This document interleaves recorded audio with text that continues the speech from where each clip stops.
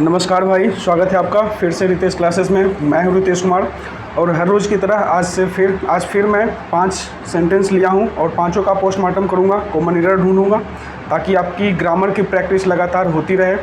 साथ ही साथ रूल भी बताऊंगा। देखिए, पहला सेंटेंस हमारे सामने है, widespread flooding is affecting large areas of the village. क्या कह रहा है, जो बाढ़ है ना, जो विस्तृत बाढ़ है वो प्रभावित कर रहा है गांव के बड़े एरियाज को। ठीक है तो देखो इसमें वाइड स्प्रेड हमारा सब्जेक्ट हो गया इसमें, क्योंकि ये काम कर रहा है। इज हो गया हमारा वर्ब, हेल्पिंग वर्ब। और क्या काम कर रहा है, तो ये कह रहा है इफेक्टिंग। अब देखो, इफेक्ट जो होता है ना वो 2 तरह का शब्द होता है। आगे देख लो, देखो इफेक्ट एक होता है अफेक्ट, AFFECT, ये जब वर्ब होता है तो इसका हिंदी होता है प्रभावित करना। और एक होता है इफेक्ट, EFFECT, ये जब वर्ब होता है तो इसका मतलब होता है प्रभावित होना। ठीक है, वो था प्रभावित करना और ये है प्रभावित होना।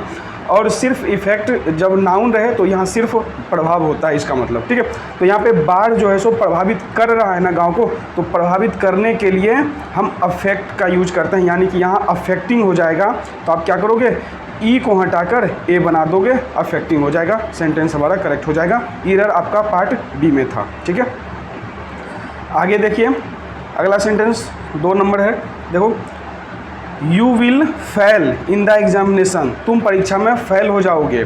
कब फेल हो जाओगे भाई, तो इफ़, अगर, you will not work hard, अगर तुम कठिन परिश्रम नहीं करोगे तो परीक्षा में फेल हो जाओगे। ये तो हो गई इसकी हिंदी। अब रूल क्या कहता है लिखने का, देखो यहाँ 2 सेंटेंस लिखे हुए हैं। एक तो तुम फेल हो जाओगे परीक्षा में और दूसरा है तुम मेहनत नहीं करोगे।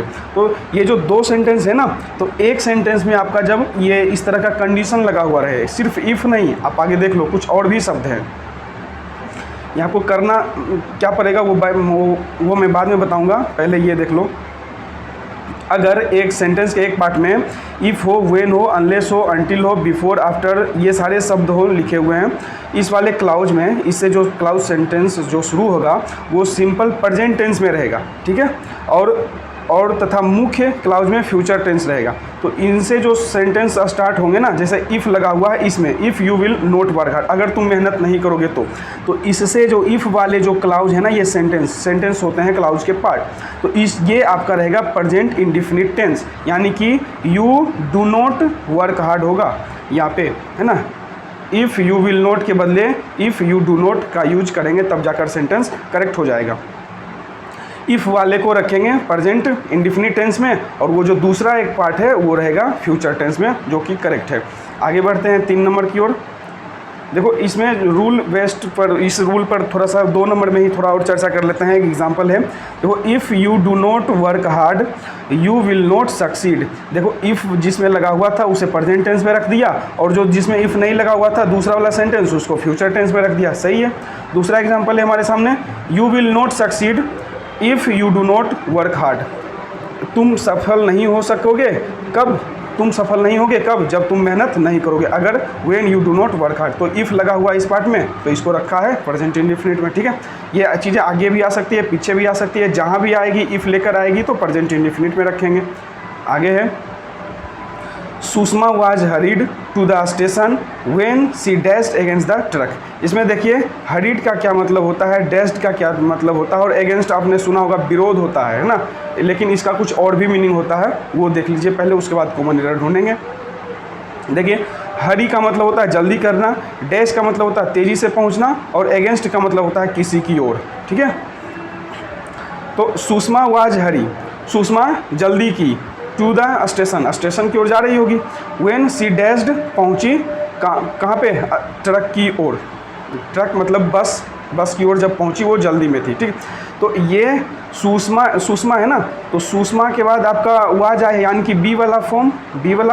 देखो, जब सुषमा यहाँ सब्जेक्ट है, तो जब सब्जेक्ट आए उसके बाद बी वाला फॉर्म आए ना, और उसके बाद आपका क्या है, एक्टिव वॉइस में भी प्लस ING रखेंगे, प्लस भी प्लस ING रखेंगे।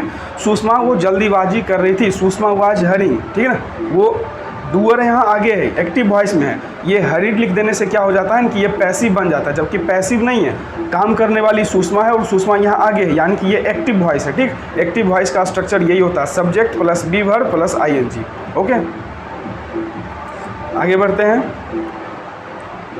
ही was bent upon to murder him, वो उसकी मर्डर करने के लिए तुला हुआ था। ठीक, ध्यान रख लेना, यहाँ पे टू नाम का प्रीपोजिशन आया ना, हमेशा ध्यान रखना, जहाँ भी टू प्रीपोजिशन आएगा ये अपने बाद या तो नाउन प्रोनाउन लेगा, पहला नंबर तो ये है कि वो ऑब्जेक्ट लेगा। वो ऑब्जेक्ट क्या होगा, या तो वो नाउन प्रोनाउन होगा, और अगर वर्ब होगा तो वो भी प्लस ing के फॉर्म में आता है। ठीक है, यहाँ मर्डर के जगह पर मर्डरिंग होगा। जैसे देख लीजिए आप, टू मर्डर को हटाकर मर्डरिंग करना पड़ेगा। और रूल क्या कहता है, किसी भी प्रीपोजिशन के आने वाला मेन वर्ब हमेशा V4 यानी कि V प्लस ing के रूप में होता है। जैसे एग्जांपल के तौर पर देखिए, on reaching there he found me. ठीक, ऑन यहाँ प्रीपोजिशन था तो इसने रीच नहीं लिया बल्कि रीचिंग लिया। ठीक है, उसी तरह से नीचे वाले सेंटेंस में देखिए, सी इज़ एडिक्टेड टू स्मोकिंग, वो स्मोकिंग का शिकार हो गई। तो टू यहाँ प्रीपोजिशन आया है, उसके बाद स्मोक नहीं आया है, स्मोकिंग आया है। ठीक है, तो ये थी सेंटेंस हमारी। और एक लास्ट सेंटेंस और देख लेंगे 5 नंबर में, वी कैन डिसाइड इट, हम इसे डिसाइड कर सकते हैं ओनली आफ्टर, इसके बाद फर्दर इन्वेस्टिगेशन होने के बाद।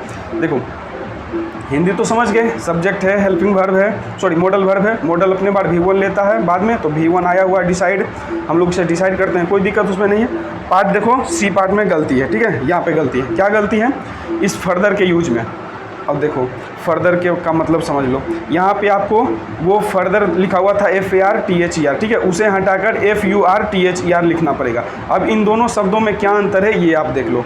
फर्दर FU वाला का मतलब होता है भविष्य में। ठीक, एग्जाम्पल के तौर पर देख लीजिए, I have given you a lot, मैंने तुम्हें बहुत कुछ दे रखा है। I do not want to give you anything further, मैं अब तुम्हें आगे कुछ नहीं देना चाहता हूँ, मैं तुम्हें भविष्य में कुछ नहीं देना चाहता हूँ। तो आगे और भविष्य का मतलब ये FURTHER फर्दर से होता है। ठीक, अब FAR ये होता है दूरी का मतलब, जैसे his house is further than me, उसका घर मेरे से दूर है, मेरे घर से दूर है। ठीक है, तो यहाँ दूरी का तो कोई सेंस ही नहीं आ रहा है ना। यहाँ कह रहा है इन्वेस्टिगेशन के बाद में हम कोई डिसाइड करेंगे। ठीक है, तो बाद का यानी कि भविष्य का चीज़ है, तो यहाँ FURTHER लगाना होगा। तो ये थी सेंटेंस, मिलते हैं नेक्स्ट वीडियो में, और इसमें इतना ही, धन्यवाद।